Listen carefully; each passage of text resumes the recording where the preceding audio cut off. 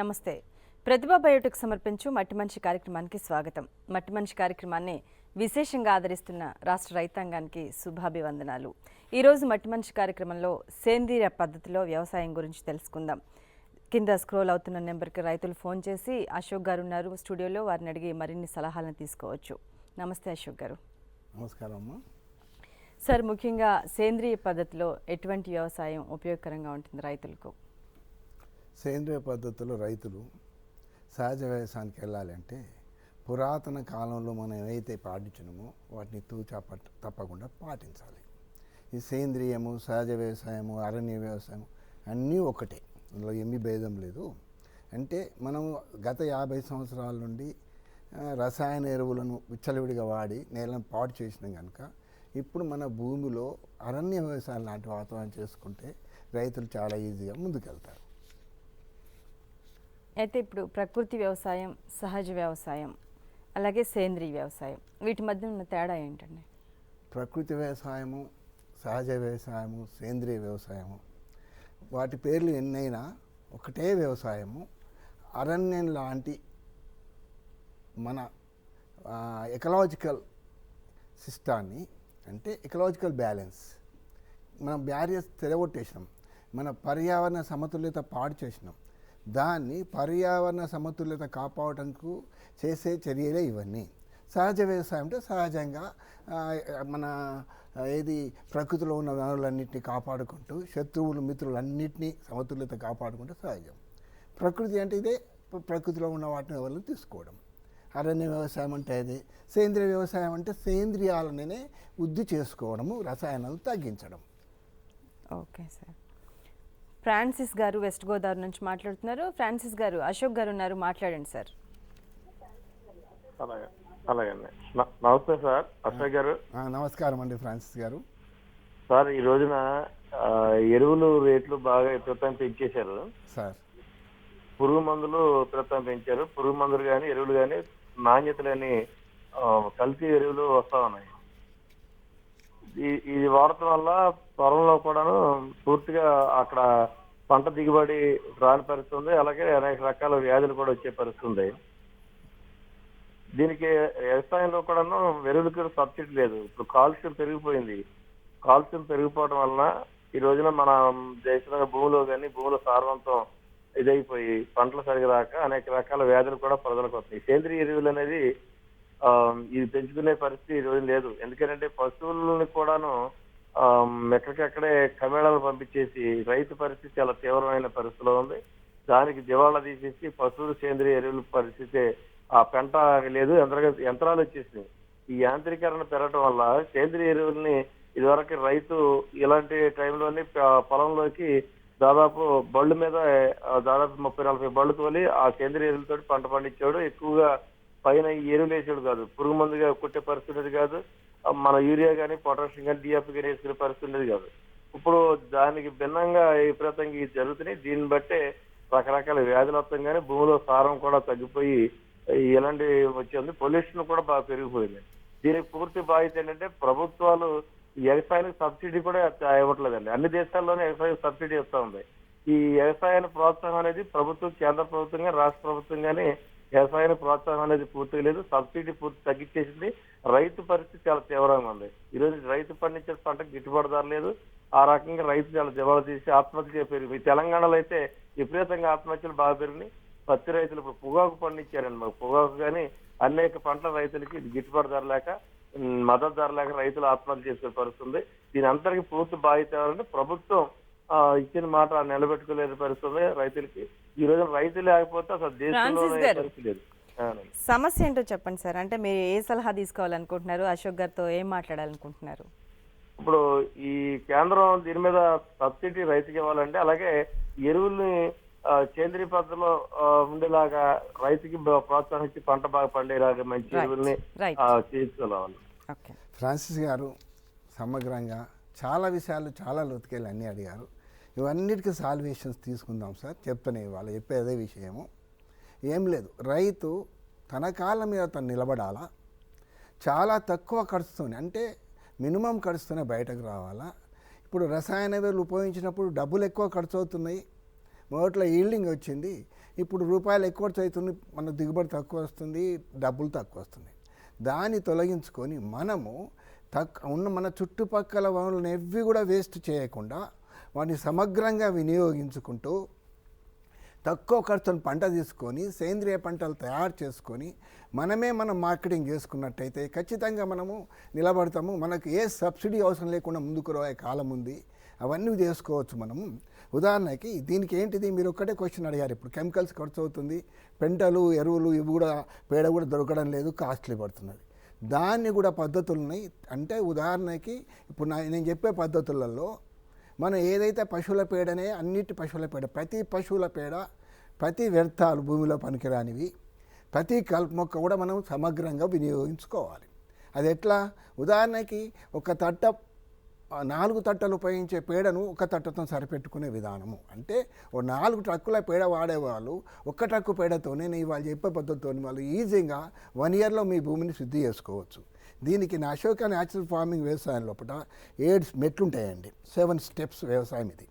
7 step వ్యవసాయం రైతు ఒక సంవత్సరము సమగ్రంగా పాటించినట్టయితే ఇంకో సంవత్సరం అదే మనకు భూమి మన తల్లి ఇస్తూ ఉంటుంది. చాలా తగ్గుతుంది, ఖర్చు తగ్గుతుంది, ఏమి ఉండదు. అంటే ఫస్ట్ మన నేల తల్లిని, మీరు అన్నట్టు మొదటి క్వశ్చన్లో అయినట్టు నేల తల్లిని దాన్ని మనం బలోపేతం చేసుకోవాలి, దాన్ని శుద్ధి చేసుకోవాలి. సేంద్రియంలో తయారీకి మెలకువలు తీసుకొని తక్కువ సేంద్రియ పదార్థాలు పెంచుకొని ఎక్కువ పోషకాలు తయారు చేయడం. మళ్ళీ ఇంటిగ్రేటెడ్ పెస్ట్ మేనేజ్మెంట్ అంటే ఎక్కడి వాతావరణం అక్కడనేనండి. మన తెలంగాణ, ఆంధ్ర, రాయలసీమ, మహారాష్ట్ర, ఈశాన్య రాష్ట్రాలు ఎక్కడి సూక్ష్మజీవులు ఎక్కడి మొక్కలు అక్కడనే ఉంటే ఆ వాతావరణానికి అనుగుణంగా అక్కడ సూక్ష్మజీవుల్ని మనం పెంపొందించుకొని చేసుకోవాలి. అలాగే ఈ సప్తాహత మిశ్రమం తయారు చేసుకొని అది ఇంకా తక్కువ తయారు చేసుకోవడం. ఇక బయో కంట్రోల్ ఏజెంట్స్ ఉంటాయి సార్, అంటే ప్రకృతిలో సహసిద్ధంగా ఏవి శత్రు కీటకాలు చంపేటివి, శత్రుపూలను చంపేటివి, ప్రెడేటర్స్ అండ్ పారాసైట్స్ సహసిద్ధంగా ఉండే విచ్చలవిడే కెమికల్స్ వాడి వాటిని చంపేసినాం, వాటిని పునరుద్ధరణ చేసుకోవాలి. దీనికి మళ్ళీ ఎకలాజికల్ ఇంజనీరింగ్ అనే ఒక సిస్టమ్ ఉంటుంది, అది కూడా మనం వెరీ చర్చిద్దాము. దాని ద్వారా కూడా మనం చేసుకొని ల్యూట్స్ అండ్ ట్రాప్లను కంట్రోల్ చేయొచ్చు. దీనికై మనకు ఏది national institute of plant health management, national institute of plant health management Rangareddy జిల్లాలో ఇది ఏకైక ఆశాఖండ ఏకైక పరిశోధనా కేంద్రం సెంట్రల్ గవర్నమెంట్. ఇది గత సంవత్సరం మనకు 10 పేటెంట్లు అందించారండి సైంటిస్టులు. వాటిని మన సమగ్రంగా ఈజీగా 0 బడ్జెట్తోని ₹1 ఖర్చు లేకుండా తయారు చేసుకోవచ్చు. వీటికి ట్రైనింగు NIPHMలో ఇస్తారు, నేను కూడా ఇస్తాను. వీటికి మీకు కావాల్సిన అన్నీ కూడా మదర్ కల్చర్స్ ఫ్రీగా మేము కొద్ది ఇస్తే రైతు స్థాయిలో తయారు చేసుకోవచ్చు. ఓకే అండి. అలాగే నరసింహం గారు మాట్లాడుతున్నారు కడప నుంచి. నరసింహం గారు మాట్లాడండి సార్.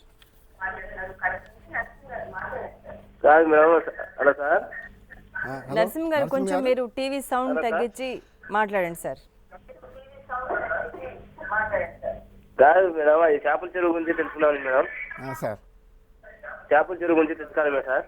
అవునవును అవును సార్, మాట్లాడండి సార్. మీ సమస్య ఏంటో చెప్పండి సార్.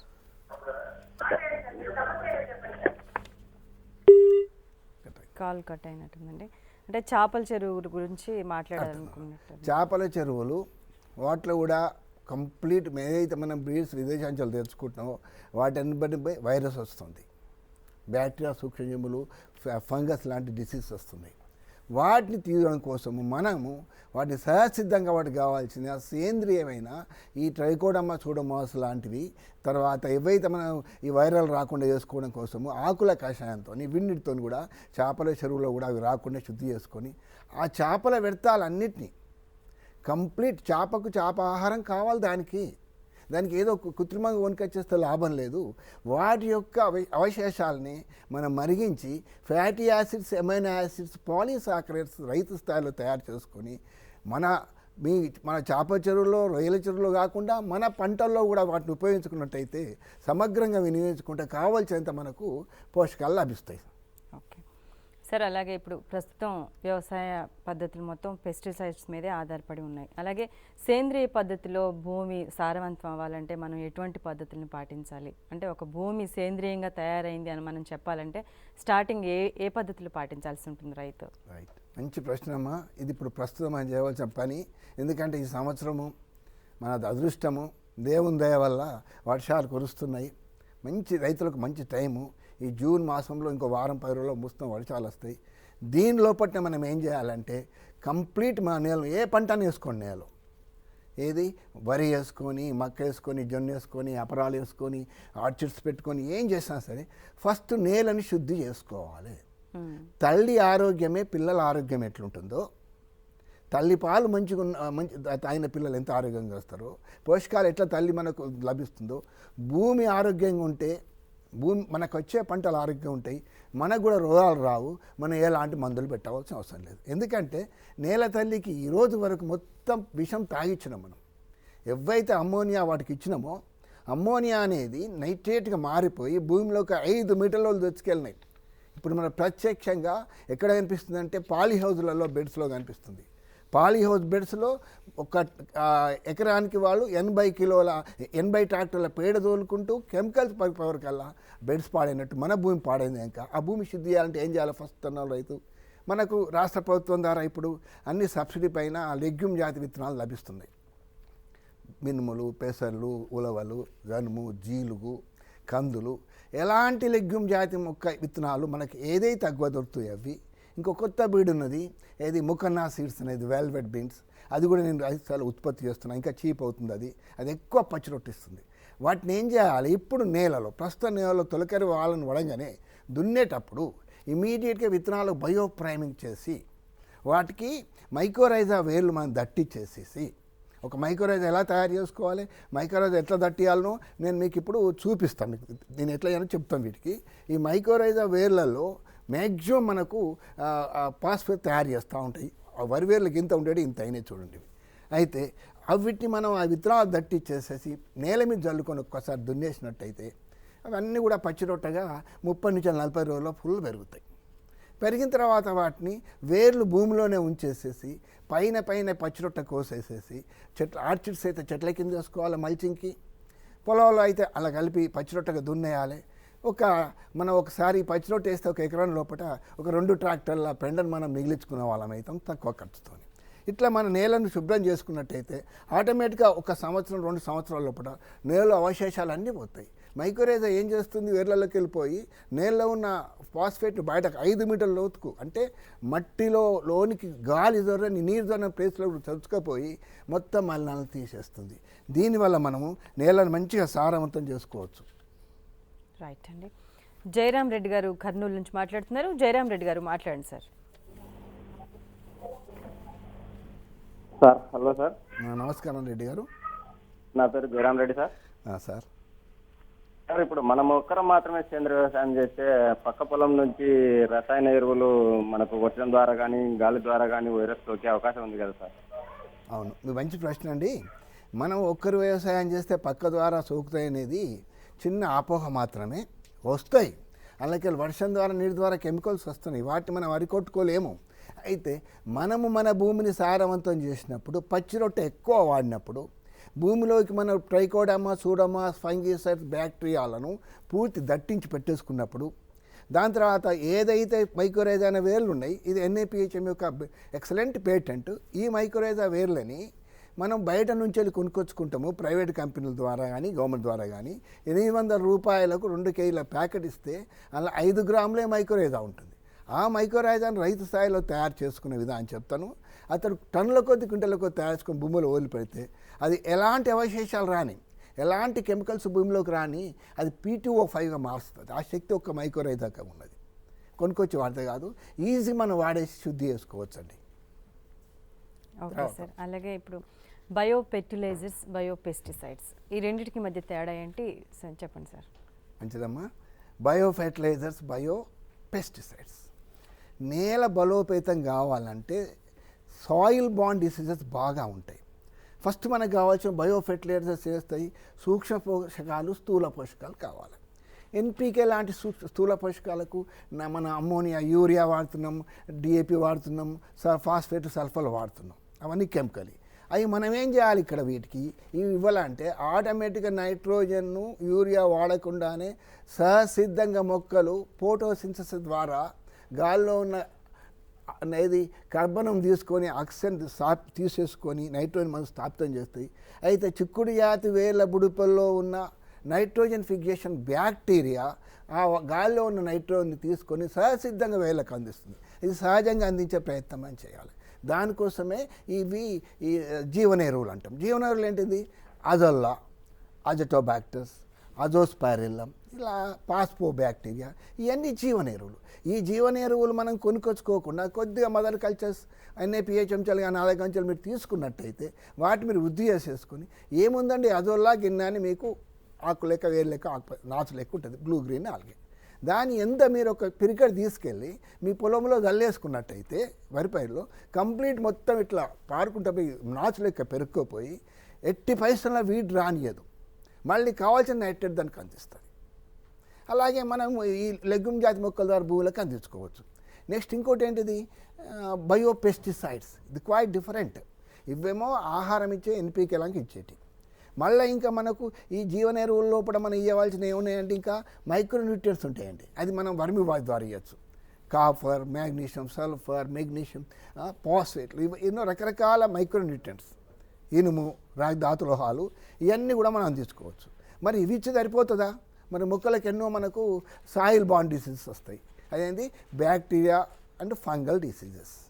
దాన్ని ఎట్లా అరికొట్టడం కోసం ఉన్న వాటిని జీవన మైక్రోబియల్ బయోపెస్టిసైడ్స్ అంటారు. ఇవి ఎరువులు కాదు. ఏవి మనం బయట వ్యవసాయ శాఖ తెచ్చుకుంటాం, బయట కూడా కొనుక్కొచ్చుకుంటాం, అందరికీ ఐడియా ఉంటుంది. Pseudomonas bacteria, trichoderma fungicide, mycorrhiza spores, ఇవన్నీ బయోపెస్టిసైడ్స్. ఇవి భూమిలోకి వెళ్ళి మేలకు వేల ద్వారా మొక్కకు అందించేసి ఎలాంటి ఫంగస్ డిసీజ్ రాకుండా దానికి కావాల్సిన పోషకాలు అందించుకుంటూ ట్రైకోడర్మా మొక్కకు బలం ఇస్తుంది. అది భూమిలో మనం ఇవ్వాలి. అది లేవు, నశించిపోయినాయి మనకు అవన్నీ. సూడోమోనాస్ బ్యాక్టీరియల్ డిసీజ్ తగ్గిస్తుంది. మైక్రోరైజా ఇంతకుముందే చెప్పాను మీకు. అంటే ఇవి ఎట్లా నశించిపోయినాయి? విచ్చలివిడే కెమికల్ వాడడం వల్ల ఇవి సూక్ష్మజీవులు, మైక్రోబియల్ బయోఫంగిసైడ్స్. ఈ మైక్రోబియల్ బయోపెస్టిసైడ్స్ ఇవన్నీ కూడా ఎక్కడి వాతావరణంలో అక్కడనే పెరుగుతూ ఉంటాయి, భూమిలో సహజంగా తయారవుతూ ఉంటాయి. వాటిని పాలేకర జీవితం ద్వారా కూడా మన జీవాంతం ద్వారా తయారు చేసుకొని కూడా మనం భూమికి అందిస్తున్నాం. అయితే ఈ మైక్రోబియల్ బయోపెస్టిసైడ్ను ఎట్లా తయారు చేసుకోవాలి రైతు స్థాయిలో ₹1 ఖర్చు లేకుండా, అది కూడా ఇప్పుడు వివరించి చర్చించుకుందాం. సార్, ఈ ప్రశ్న వినే ముందు కాలర్ లైన్లో ఉన్నారు. సుబ్రహ్మణ్యం గారు హైదరాబాద్ నుంచి మాట్లాడుతున్నారు. సుబ్రహ్మణ్యం గారు మాట్లాడండి. నమస్కారం అండి అశోక్ కుమార్ గారు. నమస్కారం సుబ్రహ్మణ్యం గారు. నమస్కారం. ఇది మనకి కేరళలో short term crops, long term crops ఉన్నాయి కదండి. అవునండి. అంటే హార్టికల్చర్ లో మ్యాంగో, డీప్ రూటెడ్ ప్లాంట్స్ అలాంటి వాటికి కొంచెం పోషకాలు బాగానే అందుతున్నాయి. Short term crops, very particular గా ప్యాడీ లాంటి షార్ట్ టర్మ్ క్రాప్స్ లో, షాలో రూటెడ్ ప్లాంట్స్ లో ఎన్పీకే, ఆర్గానిక్ కార్బన్ తక్కువగా ఉన్నప్పుడు ఈ ఆర్గానిక్ ఫార్మింగ్ కొత్తగా ఎంటర్ అయిన వాళ్ళకి కొంచెం టైం ఎక్కువ పడుతుంది. దాంతో లాసెస్ ఫేస్ చేస్తున్నారు. దాంతో మళ్ళీ డైవర్ట్ అయిపోతున్నారు. అలాంటి కొంచెం ఫాస్ట్ గా ఎన్పీకే, ఆర్గానిక్ కార్బన్ ఇంప్రూవ్ అవడానికి మెథడ్స్ కొంచెం చెప్తే బాగుంటుంది. మంచి క్వశ్చన్ సుబ్రహ్మణ్యం గారు. ఏం లేదండి, ఒక అపోహ ఉంది. రసాయన ఎరువులు వాడినప్పుడు మనకు ఎక్కువ దిగుబడి వస్తుంది, ఎక్కువ డబ్బులు వస్తాయి. అంటే ఒక 10,000 ఖర్చు పెడితే 5,000 వస్తాయి, అంతే దానికి మినిమం. అది రసాయన ఎరువులు వాడినప్పుడు 10,000 ఖర్చు పెట్టి 5,000 సంపాదించుకున్నాము. ఇక్కడ మనం దిగుబడిలో అక్కడ మనం 1 క్వింటాల్ సంపాదించినాం అనుకోండి, ఇక్కడ 3/4 క్వింటాల్, హాఫ్ క్వింటాల్ మీకు ఫస్ట్ ఇయర్ వస్తుంది, సెకండ్ ఇయర్ టోటల్ కవర్ అవుతుంది.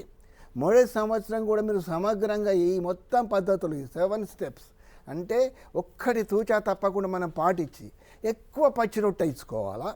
ఇప్పుడు పొలం ఉందండి, పొలంకు మనకు ఈ యూరియా లాంటిది ఇస్తాం కదా. ఒక బస్తా యూరియా మీరు పొలంలో వేస్తే 10% వేయంగానే ఆవిరైపోతుంది. 20% దాన్ని 4 ఇంచుల ఏర్లు తీసుకుంటాయి. 80% భూమిలోకి అవశేషాలు పోయి నైట్రేట్గా పోయి భూమి నాశనం చేస్తాను. ఎలాంటి మనం వేయం.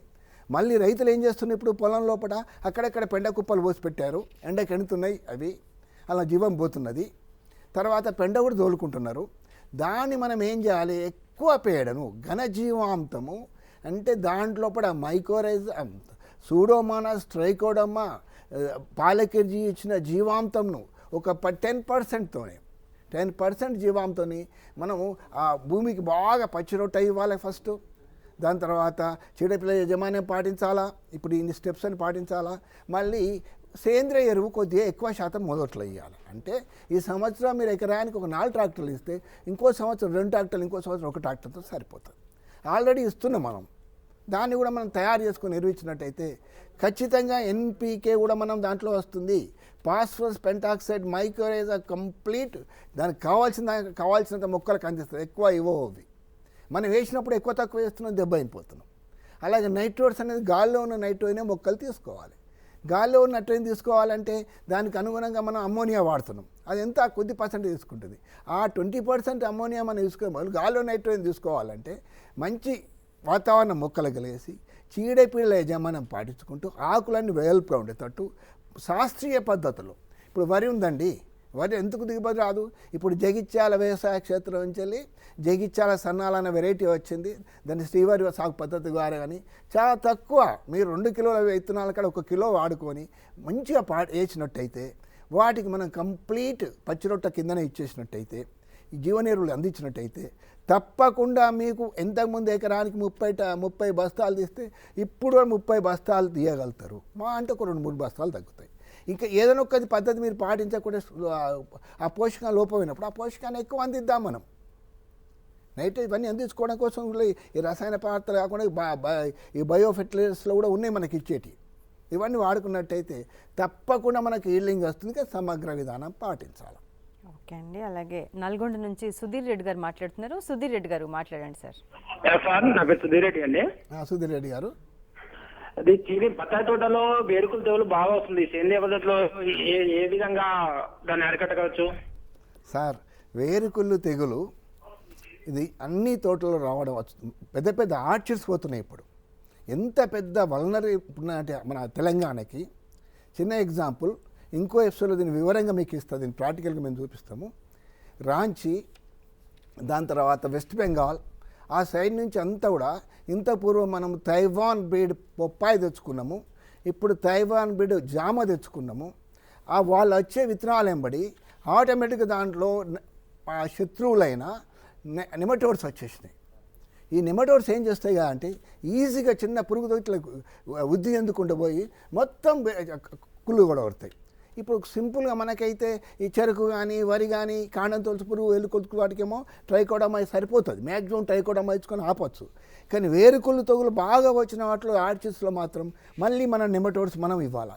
ఎట్లా నెమటోడ్స్ తయారు చేయాలని కోసం ఇప్పుడు చెప్పిన మనకి NIPHM, national institute of plant health వాళ్ళు, దీంట్లో ఉన్న డాక్టర్ సునంద అమ్మ ఎంత డీసెంట్గా ఇప్పుడు నెమటోడ్స్ మీద చేసింది అంటే ఎసెంట్ అందించింది అంటే చాలా సింపుల్గా రైతుకు 1 గంట మేము ట్రైనింగ్ ఇచ్చినట్టయితే కొద్దిగా మీకు ఇంత అంత ఈ నెమటోడ్స్ గురించి ఒక స్పూన్ మీకు ఇస్తే మీరు వీటిని వృద్ధి చేసుకొని మీ చేనులలో ఓయిల్ పెడితే ఆ వేరుకుళ్ళు పోతుంది, పోవచ్చు. అది కూడా మేము సమగ్రంగా ఎట్లా చేయాలో మీకు ప్రాక్టికల్గా చూపిస్తాను. మీకు కావాల్సినంత సహాయం అందిస్తాము. వీటికి కావాల్సిన మదర్ కల్చర్స్, నెమటోడ్స్ చాలా ముఖ్యం ఇప్పుడు. ఎందుకంటే కొన్ని చాలా నష్టమైపోతుంది వాటితో. తైవాన్ బిడ్ని చాలా అరికట్టుకుని ఉంది మనకు. ఏం చేద్దామండి, విదేశాల నుంచి దిగుమతి అవుతున్నాయి. 3,70,000 కిలో విత్తనాలు తీసుకొచ్చే వాళ్ళు ఈ టిష్యూ కల్చర్ ద్వారా అది చిన్న చిన్న బ్యాగుల లోపల ఇవి మనకు ఈ పొప్పాయి విడిచిపెట్టేసింది. అదేమైంది, పంట వచ్చింది, డబ్బులు వచ్చినాయి, ఖర్చు పెట్టేసినాము. లాభం వచ్చేవాక 2వ సంవత్సరం మొత్తం వైరల్ తగిలించి భూమి నాశనం అయిపోయింది. ఇంకా 2-3 సంవత్సరాల దాకా భూమిలో ఏ పంట వేసినా రాదు. ఇప్పుడు గువాది అదే ఉంది కనుక దీనికి వేరుకుళ్ళు కోసం మనకు NIPHM తీసుకొచ్చి మనం ఖచ్చితంగా వివరం చర్చిద్దాం. దాన్ని ఎట్లా చేయాలని చెప్తా. మీకు తప్పకుండా మీకు కావాల్సిన సహాయం కూడా నేను మ్యాక్సిమం ఇస్తాము. వీటికి మీరు నా నెంబర్కి ఏ టైంలో ఫోన్ చేసినా, ఏ సమయంలో వద్దాను గంట ముందు అపాయింట్మెంట్ తీసుకొని ఆడికి వచ్చినట్టయితే నేను హైదరాబాద్లో ఉంటా, జగిత్యాలలో ఉంటా. మీకు కావాల్సిన ట్రైనింగ్ కొద్దిగా మేము ఇచ్చేసేసి ఇవన్నీ మదర్ కల్చర్స్ ఇచ్చి మనం అధిగమించాలండి మనం ఇప్పుడు ఇది. అలాగే ప్రకాశం జిల్లా నుంచి సుబ్బారెడ్డి గారు మాట్లాడుతున్నారు. సుబ్బారెడ్డి గారు మాట్లాడండి సార్. హలో సుబ్బారెడ్డి గారు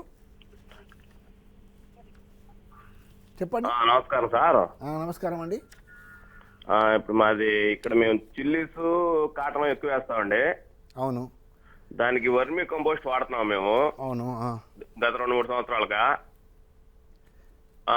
ఇవి కాక ఇంకా ఏమన్నా మనం ఈ బయో ఫెర్టిలైజర్స్ వాడడానికి వీలుందా? ఉంది సార్. చిల్లీస్ చాలా ఇంపార్టెంట్ క్రాప్ మనకు. దానికి వైరల్ తెగులు వస్తుంది, ఆకుమచ్చ తెగులు వస్తుంది, ముడుచుకపోతూ ఉన్నది. మంచి పని వర్మీ కాంపోస్ట్ వాడుతున్నారు. వర్మీ కాంపోస్ట్ చేసే ముందే అది మొత్తం మీకు సూక్ష్మ పోషకాలు స్థూల పోషకాలు అందిస్తుంది. వర్మీ కాంపోస్ట్ వెంబడి మీరు వర్మి వాష్ తయారు చేసుకున్నట్టయితే అది మన గ్లూకోజ్ లెక్క. ఎలా అయితే సీరియస్గా గ్లూకోజ్ ఇస్తామో చాలా సింపుల్ వర్మి వాష్, ₹1 ఖర్చు లేకుండా వర్మి వాష్లో డ్రమ్ములో తయారు చేస్తారు. డైలీ ఒక డ్రమ్ము నుండి 5 లీటర్ల వర్మి వాష్ వస్తుంది. ఈ వర్మి వాష్ను ₹100 బయట కొనుక్కొచ్చుకుని కల్తీ వద్దు. వర్మీ కాంపోస్ట్ కూడా బయట కొనుక్కొచ్చుకోకండి. మీరు మంచిగా వర్మీ కాంపోస్ట్ చూడాలి, వర్మీ వాష్ ఎట్లా డ్రమ్లో తయారు చూపిస్తున్నాం కూడా. తర్వాత వర్మీ కాంపోస్ట్ కూడా మనం మీరే తయారు చేసుకున్నట్టయితే మీ దగ్గర చెత్త చెదారము పేడ తక్కువ పేడతోని ఎక్సలెంట్ వర్మీ కాంపోస్ట్ అవుతుంది. ఈ వర్మీ కాంపోస్ట్లో మీరు ఈ ట్రైకోడర్మా అనేది ఈ తెగులు రాకుండా సూడోమోనాస్ అనేది వీటిని కూడా వర్మీ కాంపోస్ట్ ఇనాకులేట్ చేసేసి ఆ పెండలు ఒక్కసారి తయారు చేసి పెడితే కాంపోస్ట్లో, అంటే ఒక వర్మీ కాంపోస్ట్ కుప్పలో మీరు తయారు చేస్తే ఇది ఈ సంవత్సరం అంతర్జాతీయ మృత్తికా సంవత్సరంగా యుఎన్ఓ ప్రకటించింది. దాంట్లో నా ఆర్టికల్ కూడా పబ్లిష్ అయింది. దాంట్లో వర్మీ కాంపోస్ట్ తీసుకున్నారు. దాన్ని తీసుకొని వర్మీ కాంపోస్ట్లో మనం వేస్తే అదే రీసైకిల్ అవుతుంది. చాలా సింపుల్, మీరు చేసుకోవచ్చు, అది చెప్తాం మీకు. అలాగే దీని వెంబడి మీరు ఖచ్చితంగా ఘనజీవామృతం కూడా తయారు చేసుకొని ఆ ద్రవజీవామృతం తయారు చేసుకొని ఘనజీవామృతాన్ని కూడా చెట్టు కొంత వేసినట్టు సరిపోతుంది. అలాగే సప్తధాతు మిశ్రమం తయారు చేసుకొని రిగరస్గా వైరల్ ఫీవర్ వచ్చే వాటికి ఈజీగా స్ప్రే కొట్టుకోవచ్చు. సప్తధాతు మిశ్రమంలో పెద్ద ఏం లేదు, మా చుట్టుపక్కల దొరికేటి. అంటే ఇప్పుడు రైతులకి ఎవరికైనా ఇంట్రెస్ట్ ఉన్న వాళ్ళకి మీరు ట్రైనింగ్ ఇచ్చే అభిప్రాయం ఉంది కదా, వాళ్ళకి మీ ఫోన్ నెంబర్ ఒకసారి తెలియజేయండి సార్. నా పేరు అశోక్ కుమార్, రిటైర్డ్ మండల విద్యాధికారిని. నా సెల్ నెంబర్ 9866192761. నేను అల్వాల్లో ఉంటా, హైదరాబాద్. తర్వాత జగిత్యాలలో కూడా వ్యవసాయ పనులు అక్కడ ఉంటా నేను. తర్వాత మీకు ఏ టైం కాల్ చేసినా కానీ మీకు ఒకరు వచ్చినా సరే ఇద్దరు వచ్చినా సరే 1 or 2 hours బ్రీఫ్ అయితే మీరు నా వెబ్సైట్ ఉంటుంది, లేకుండా నాది యూట్యూబ్లో కూడా చూస్తే మీకు అన్నీ కూడా 75% అర్థమవుతుంది. ఇంకొక 20% నా హెల్ప్ చేసి మీకు మదర్ కల్చర్ ఫ్రీగా ఇస్తా. ఎక్కువ మంది వచ్చినట్టయితే NIPHM కూడా ట్రైనింగ్ పంపుతాను మీకు. Okay, thank you Ashok garu. Thank you. ఇది ఇవాళ ప్రతిభా బయోటిక్ సమర్పించు మట్టి మంచి కార్యక్రమం. మరో మట్టి మంచి కార్యక్రమంతో మళ్ళీ కలుద్దాం. అంతవరకు సెలవు, నమస్కారం.